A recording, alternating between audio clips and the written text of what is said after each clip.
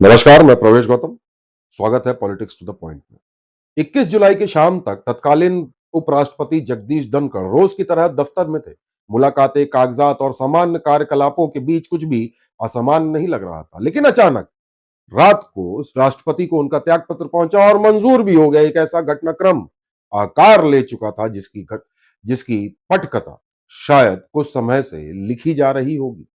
धनखड़ के इस्तीफे को स्वास्थ्य कारण बताया गया, लेकिन जो तेजी, समन्वय और चुप्पी इस पूरी प्रक्रिया में देखी गई, उसने सिर्फ राजनीतिक हलकों में ही नहीं बल्कि संवैधानिक संस्थाओं के बीच भी कई सवाल खड़े कर दिए। सवाल तो है कि उन्होंने इस्तीफा क्यों दिया, पर असली सवाल यह है कि उन्होंने इस्तीफा उसी दिन क्यों दिया जब संसद का मॉनसून सत्र शुरू हुआ था और जब एक अहम संवैधानिक टकराव अपने चरम पर था। असल वजहें स्वास्थ्य में दिखाई नहीं देती, बल्कि सत्ता की रणनीतिक असहजता में छिपी दिख रही है। सूत्र बताते हैं कि यह असहजता जस्टिस वर्मा के खिलाफ महाभियोग प्रस्ताव से शुरू हुई होगी, ऐसा अनुमान है। कुछ समय पहले जस्टिस वर्मा के आवास में भारी मात्रा में नकदी मिली थी। इसकी खबर आई। सरकार और विपक्ष दोनों इसके बाद सार्वजनिक रूप से जांच की मांग कर रहे थे, लेकिन किसी भी स्वतंत्र जांच एजेंसी द्वारा इस पर अभी कोई जांच नहीं की गई। इसी के बाद सत्ता पक्ष और विपक्ष दोनों ने यह तय किया कि सुप्रीम कोर्ट के न्यायाधीश के खिलाफ महाभियोग प्रस्ताव लाया जाए, लेकिन इसमें भी एक प्रतिस्पर्धा थी। कौन इसका श्रेय लेगा? यहां से खेल शुरू हुआ। मोदी सरकार चाहती थी कि यह प्रस्ताव लोकसभा में आए, जहां उसके पास स्पष्ट बहुमत है। यह एक रणनीति थी जिससे भाजपा यह संदेश दे सके कि न्यायपालिका में भी सफाई की शुरुआत उसने की। यह राजनीतिक और वैचारिक श्रेय का मामला था, लेकिन इससे कहीं ज्यादा अहम बात यह थी कि इससे सरकार का सुप्रीम कोर्ट पर एक प्रकार का नैतिक वर्चस्व या दबाव स्थापित हो सकता था। लेकिन तत्कालीन उपराष्ट्रपति धनखड़ ने एक अप्रत्याशित कदम उठाया। उन्होंने विपक्ष द्वारा लाया गया वही महाभियोग प्रस्ताव राज्यसभा में स्वीकार कर लिया। यह एक संवैधानिक और राजनीतिक मास्टर स्ट्रोक जैसा था, क्योंकि इससे संसद में सारा श्रेय शायद विपक्ष के खाते में जाता और भाजपा की जवाबदेही की राजनीति का दावा कमजोर हो सकता था। धनखड़ के इस फैसले से संभवतः मोदी सरकार की योजना लड़खड़ा गई होगी, बल्कि एक संदेश गया कि वे सत्ता की रेखा से अलग भी सोच सकते हैं। यहीं से सत्ता की असहजता शुरू हुई होगी, ऐसा अनुमान लगाया जा रहा है। भाजपा के शीर्ष नेतृत्व को शायद यह एहसास हुआ होगा कि राज्यसभा का सभापति कहीं पार्टी लाइन से बाहर जाकर निर्णय तो नहीं लेने लगे हैं। यह वह स्थिति थी जिसे नरेंद्र मोदी की सरकार शायद कभी पसंद नहीं करेगी। उधर विपक्ष पिछले कुछ समय से लगातार धनखड़ पर आरोप लगा रहा था कि वे सत्ता पक्ष के इशारों पर काम कर रहे हैं, लेकिन आशंका व्यक्त की जा रही है कि जस्टिस वर्मा मामले में उन्होंने जिस तरह विपक्ष को पहल का अवसर दिया, उसने भाजपा के भीतर भी यह धारणा बनाई होगी कि धनखड़ शायद अब पूरी तरह से पार्टी के नियंत्रण में नहीं है। वैसे उपराष्ट्रपति का पद संवैधानिक पद है, किसी भी दलगत राजनीति के अधीन नहीं आता।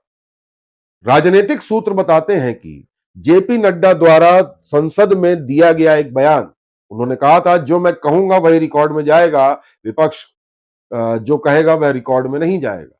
यह सीधे सीधे उपराष्ट्रपति धनखड़ के संवैधानिक अधिकारों में हस्तक्षेप था। यह न केवल असंवैधानिक आचरण की आशंका पैदा करता है, बल्कि यह भी दर्शाता है कि सत्ता पक्ष अब अध्यक्ष के काम में भी दिशा निर्देश देना चाहता है। सभापति राज्यसभा उपराष्ट्रपति की बात कर रहा हूं। धनखड़ इस बयान से भी आहत हुए होंगे। जानकारों के अनुसार उन्होंने इसे व्यक्तिगत और संस्थागत अपमान की तरह ही लिया होगा। यह भी ध्यान देने योग्य है कि कुछ दिन पहले ही जगदीप धनखड़ ने सार्वजनिक रूप से कहा था कि वे 2027 तक अपना कार्यकाल पूरा करेंगे और शायद उसके बाद रिटायर होंगे। यह बयान न केवल आत्मविश्वास दिखाता था, बल्कि यह भी बताता था कि उन्होंने अपने पद पर कोई अनिश्चितता नहीं दिख रही है। ऐसे में अचानक इस्तीफा देना और वह भी संसद सत्र के पहले दिन बेहद असमान घटना बन जाती है। राजनीतिक सूत्रों का कहना है कि यह सिर्फ इस्तीफा नहीं था, यह तयशुदा विदाई थी और यही कारण है कि ना तो उन्हें मनाने की कोशिश हुई, मतलब खुलकर ये बात सामने नहीं आई, और ना ही इस्तीफा स्वीकार करने में कोई औपचारिक समय लिया गया। राष्ट्रपति का मंजूरी देना इस बात का संकेत है कि इस्तीफा एक तय रणनीति के तहत लिया गया होगा। अमूमन ऐसी स्थिति में मनाया जाता है कि इस्तीफा मत दीजिए, कार्यकाल पूरा करिए। धनखड़ का जाना सिर्फ एक व्यक्ति की विदाई ही नहीं है, यह उस संघर्ष की परिणति है जो सत्ता, न्यायपालिका और विपक्ष के बीच संवैधानिक मंचों पर लड़ा जा रहा था।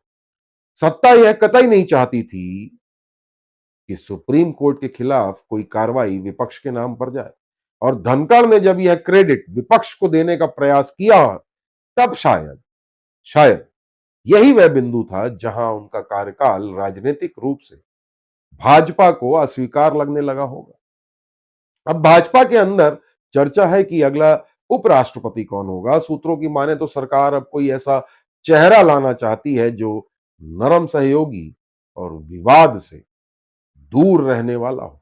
यह पूरा घटनाक्रम इस बात की ओर इशारा करता है कि संभवतः उपराष्ट्रपति का संवैधानिक पद भी अब पूर्ण रूप से स्वतंत्र नहीं रहा। ऐसा प्रतीत होता है कि उपराष्ट्रपति धनखड़ का इस्तीफा सिर्फ इसलिए नहीं हुआ कि वे बीमार थे, बल्कि इसलिए भी हुआ कि वे अब सत्ता की रणनीति में फिट नहीं बैठते थे। उनका जाना एक संकेत है कि यदि आप सत्ता की स्क्रिप्ट से बाहर जाते हैं तो विदाई की स्क्रिप्ट पहले ही तैयार होती है। हालांकि धनखड़ की चुप्पी, राष्ट्रपति की तत्परता और भाजपा की प्रतिक्रिया तीनों मिलकर यह संदेश दे रहे हैं कि इस इस्तीफे के पीछे बहुत कुछ कहा नहीं गया है, लेकिन बहुत कुछ समझा जा सकता है, और इसे ही राजनीति कहते हैं। प्रयास कैसा लगा जरूर बताइएगा। चैनल को लाइक शेयर सब्सक्राइब करना बिल्कुल ना भूलें। बहुत बहुत धन्यवाद।